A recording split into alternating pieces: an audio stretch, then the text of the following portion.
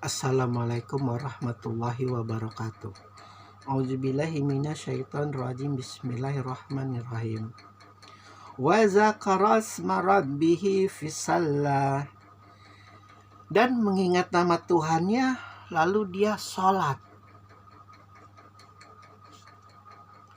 Mengapa beruntung? Karena di dalam hakikat sholat itu adalah kesucian. Maka tidak ada alasan dia untuk tidak sujud kepada Allah ketika dirinya bersih. Ketika dirinya terbebas dari hadas besar maupun hadas kecil. Mengingat orang yang bersih itu cenderung mengingat Tuhannya. Cenderung mengingat nama Allah di dalam hatinya. Cenderung, sekali lagi cenderung. Karena tergantung niatnya juga, dia bersih itu untuk manusia atau bersihnya itu untuk Allah. Makanya mustahil bagi mereka yang tahu itu nama Tuhannya Allah Subhanahu wa Ta'ala itu tidak bersih, fisiknya tidak bersih. Istilah kasarnya harusnya batinnya pun bersih. Karena dia cenderung mengingat Allah senantiasa dan selalu ingin sujud, selalu ingin sholat, selalu ingin bertemu kepada Allah. Sesibuk apapun Rasulullah, sesibuk apapun dia dengan hakikat keluarganya, dengan hakikat sosial masyarakatnya, mandinya 2 kali minimal sehari. Karena dia tahu dalam 5 kali sehari itu dia harus sujud. Dan Allah tidak suka bagi mereka yang sujud namun fisiknya masih kotor, fisiknya masih dekil, fisiknya masih bau. Istilah kasarnya seperti itu. Itu kenapa disebut orang yang beruntung bagi mereka yang menyucikan diri. Karena tidak ada hijab lagi. Tidak ada batas lagi untuk bertemu Allah. Kapan saja pun dia bisa. Kapan saja dia mau ingin sujud kepada Allah, dia bisa. Luar biasa memang Islam mengajarkan bagaimana usaha manusia itu untuk mendewasakan dirinya, untuk mewujudkan dirinya menjadi makhluk yang adil, makhluk yang sempurna, makhluk yang tidak terjebak kepada fata morgana dunia.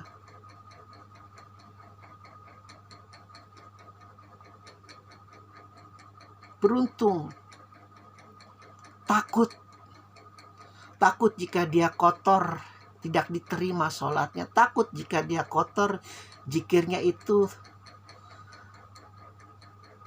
tidak mampu membersihkan batinnya, tidak membersihkan akalnya, jiwanya, hawa nafsunya. Surat Al-Alaq adalah satu bagaimana kita mengenal Allah lewat jalur kesucian. Sekali lagi, padanan suci itu tinggi, dan padanan tinggi itu surga. Dan sekali lagi, padanan kotor itu rendah, dan padanan rendah itu neraka. Makanya termasuk orang yang beruntung bagi mereka yang berusaha untuk membersihkan dirinya, minimal fisiknya. Syukur-syukur dia sudah bersih juga batinnya, hatinya. Beruntungnya 2 kali. Di dunia dia dapat, di akhirat pun dia dapat.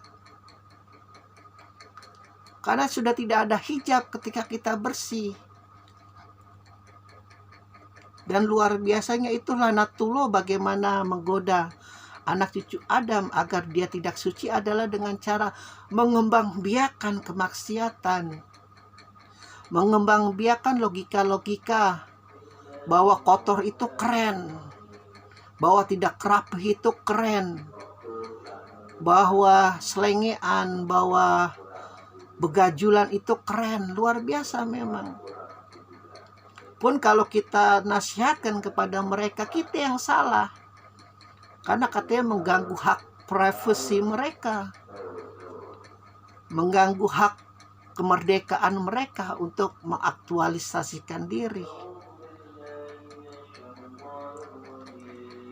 Itu kenapa termasuk orang yang beruntung bagi mereka yang mensucikan diri.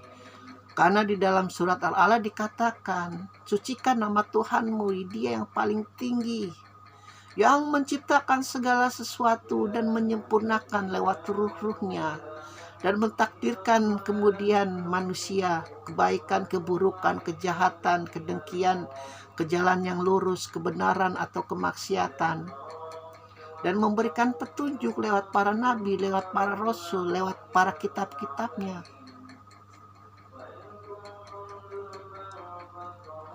Jadi ketika kita berusaha untuk mensucikan diri, lalu langkah selanjutnya diajarkan mengingat nama Tuhan.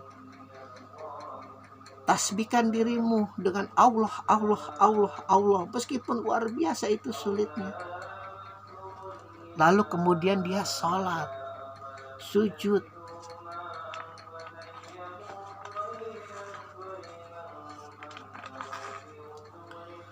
Sujud yang hakiki, sujud yang sempurna.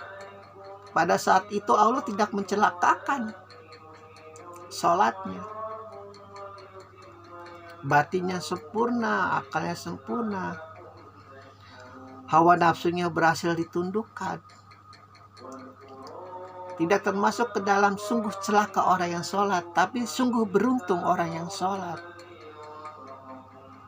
Karena Allah tahu persis bagaimana itu manusia dengan segala retorika, segala logika, segala kecerdasan yang terkadang dibelok-belokkan oleh iblis laknatullah, sehingga menimbulkan bahwa kesucian itu tidak perlu, kesucian itu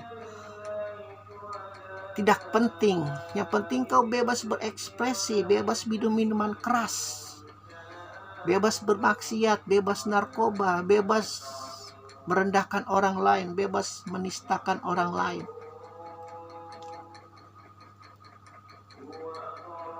Padahal di dalam Al-Quran jelas dikatakan, sucikan nama Tuhanmu karena Dia yang paling tinggi. Kalau kau ingin bertemu Allah, kau harus mensucikan namanya. Jika tidak, ya tidak bisa. Agar ketika engkau berusaha mensucikan asma Allah, kau pun juga harus bersih. Terus berusaha setahap demi setahap. Sebenarnya ringan, tapi terlihat berat bagi mereka yang terikat dengan panca indera. Hal itu diterangkan lagi di ayat-ayat berikutnya. Lengkap surat Al-A'la jika kita mau menelaahnya sebenarnya. Apapun itu surat yang diberikan oleh Allah kepada Rasulullah pada dasarnya adalah jalan. Karena sekali lagi jalan menuju Allah itu sebanyak butir pasir di pantai. Sebanyak butir pasir di pantai, jalan menuju Allah, jalan menuju surganya.